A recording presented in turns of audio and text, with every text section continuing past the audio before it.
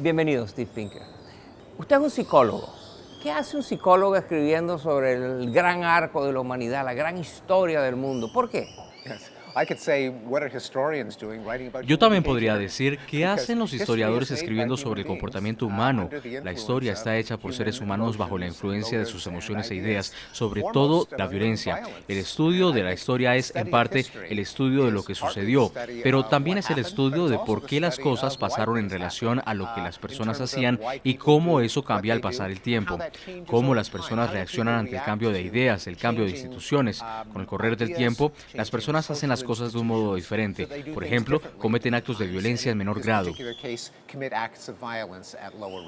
Y después de haber examinado el arco de la historia de la humanidad, la historia del mundo, usted llega a la sorprendente conclusión de que estamos viviendo en el mejor de los tiempos, que esta es la era menos violenta de la humanidad. Es muy sorprendente esa conclusión. Bueno, yo soy un científico social, me gustan los datos, me gusta contestar preguntas cuantitativamente. La imagen que tienes cuando entiendes la historia humana a través de los números no es la misma que cuando simplemente lees en los titulares. Siempre hay incidentes de violencia y los periódicos los van a reportar. Entonces, si tu imagen del mundo viene de lo que lees en los periódicos, realmente no tienes una percepción correcta de si los índices de violencia han subido, bajado o se han quedado igual. La sorpresa es que cuando lo miras cuantitativamente, te das cuenta que, en general, la curva va para abajo. Te das cuenta que, hoy en día, los índices de violencia son menores que antes. Y usted menciona algunos grandes genocidios de la humanidad, grandes eventos previos a esta época en la que realmente los números son enormes, los números de seres humanos muertos. ¿Cuáles son algunos de esos grandes eventos trágicos?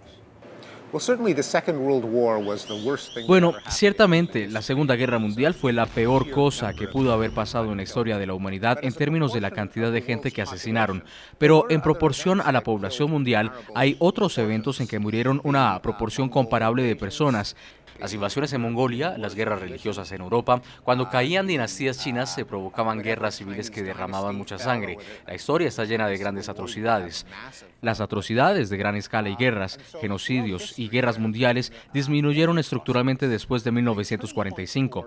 Antes de eso hubo buenos siglos y otros muy malos, pero creo que ha habido un gran cambio desde 1945. ¿Y cuáles son las fuerzas que están impulsando esta declinación histórica en genocidios, homicidios y violencia y sufrimiento humano? Más que nada, yo diría que la solución propuesta por Thomas Hobbes, llamada el Leviatán o gobierno, una autoridad legítima con un monopolio en el uso de la violencia, puede reducir las constantes disputas y prácticas vengativas que encuentras en zonas de anarquía.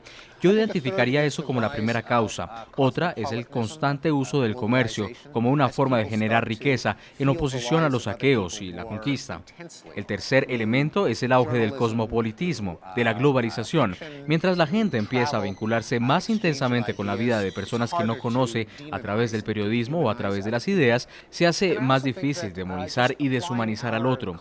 Allí entra en juego nuestra racionalidad para tratar a la violencia como un problema que debe ser resuelto, más que como un concurso que tiene que ser ganado. Los avances tecnológicos nos han permitido reducir las enfermedades, disminuir el hambre y también reducir la violencia. Y en el libro usted también menciona como uno de los factores que impulsa esta declinación en genocidios y violencia, el aumento de la sensibilidad hacia los derechos de las mujeres, los derechos humanos de las mujeres, como un factor importante. Sí, pero ciertamente hay categorías de violencia que son mucho más masculinas. La dominación, la venganza, la idea de que tienes que ser superior a alguien más, incluso si no hay nada en riesgo, es un tema de machismo, honor, gloria. Algunos especialistas han dicho que la existencia de bombas atómicas inhibe a los países de entrar en guerra con otros, que los costos de una guerra cuando hay bombas atómicas son tan grandes que eso ha limitado el número de guerras y eso explica en parte la declinación de la guerra. Pero usted está en desacuerdo con eso. Sí, algunos sugirieron que le dieran el Nobel al inventor de la bomba nuclear, pero no estoy de acuerdo con eso. El poder destructivo de los ejércitos convencionales de Estados Unidos y la Unión Soviética durante la Guerra Fría era tal que ellos no habrían querido enfrentarse militarmente aunque no existieran las armas nucleares. Las armas nucleares son inútiles militarmente, no pueden utilizarse a menos que verdaderamente quieras causar un desastre apocalíptico. Hay pocas situaciones en las que serían utilizadas, son un teatro mediático. Por eso vemos a un país que no tiene armas nucleares amenazando a un país que sí tiene armas nucleares. Esto ocurre porque las armas nucleares se utilizan como elemento de disuasión. Saddam Hussein en contra de los Estados Unidos, Anwar Sadat contra Israel, Argentina contra Gran Bretaña. ¿Por qué Argentina haría algo tan loco como volver a tomar las Malvinas sabiendo que Gran Bretaña tiene bombas atómicas? Porque ellos sabían que Gran Bretaña no iba a bombardear Buenos Aires, era una falsa amenaza. Algunos han argumentado que las ideologías son una fuente de violencia. Y usted escribe en el libro que el marxismo es una ideología que es particularmente propensa a inducir violencia. ¿Por qué? Algunas ideologías guardan la esperanza de una utopía, un mundo que será infinitamente bueno para siempre. En aras de esa utopía perfecta, la violencia que se podría cometer es infinita. Había un refrán popular en la Unión Soviética que decía: no puedes hacer un omelette sin romper algunos huevos. Pero los humanos no somos unos simples huevos. El marxismo señala que el curso inevitable de la historia es la lucha violenta entre las clases, que culmina en la dictadura del proletariado. Es importante destacar que durante la Guerra Fría hubo un aumento del número de guerras civiles. Cuando cayó el muro de Berlín, las guerras civiles bajaron, los genocidios bajaron, las guerras en general disminuyeron. Otra fuente importante de violencia y de guerra es la religión. Y recientemente hemos visto una explosión de violencia en el mundo musulmán. Hemos visto el ejército islámico, hemos visto los ataques terroristas en París, en otras ciudades. ¿Cómo explica usted esto? Sí, la religión es otra ideología que puede justificar la violencia. Por un lado, mantiene la esperanza de una utopía donde la violencia es justificada en función a una edad dorada futura. Europa pasó por esto entre el siglo XVI y XVII. El mundo islámico está pasando por eso ahora. Está la doctrina de un alma inmortal. Suena muy espiritual y edificante, pero puede justificar la violencia porque resta valor a la vida humana en la tierra. Alguien puede decir: bueno, me matarán, pero iré al paraíso, así que no es tan terrible. La certeza de que tu causa es justa, el convencimiento de que Dios te ha dado la verdad y los infieles la han rechazado, puede conducir a grandes cantidades de violencia. Eso inhibe tu deseo de hacer un cese al fuego, un tratado de paz. Estarías cometiendo un terrible pecado si lo hicieras. Por eso las guerras religiosas están entre las más violentas. Algunos dicen que los gobiernos democráticos son muy débiles para enfrentar los grupos criminales que los azotan. Y hay otra teoría que argumenta que las democracias nunca van a la guerra entre sí o contra otro país, que siempre para que haya una guerra entre países, una de las partes tiene que ser un dictador, una autocracia. ¿Qué piensa usted de estos dos puntos? Bien, casi por definición, la democracia es la forma de gobierno que implica la menor cantidad de violencia entre sus ciudadanos.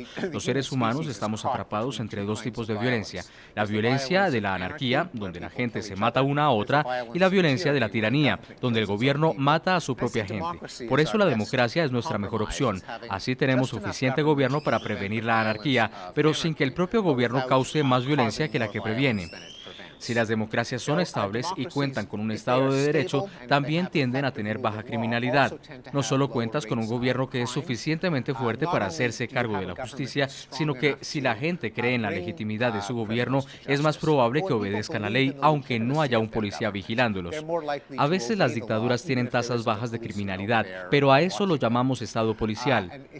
Finalmente, respecto a tu pregunta de la llamada paz democrática, los países que están comprometidos a la resolución no violenta de conflictos dentro de sus fronteras utilizan los mismos mecanismos cuando tienen problemas con otros países. Pareciera que, en promedio, los países más democráticos no emprenden tantas guerras. Pero una de las razones por las que esto es difícil de demostrar es que cuando la gente piensa en democracia, lo primero que piensa es en los Estados Unidos. Y Estados Unidos no es particularmente un país pacífico. Pero si miras la democracia como un todo, conseguimos un panorama mucho más positivo. Estamos en Colombia, en América Latina. América Latina es la región más asesina del mundo. Tiene las tasas de homicidio más altas del planeta. ¿Por qué?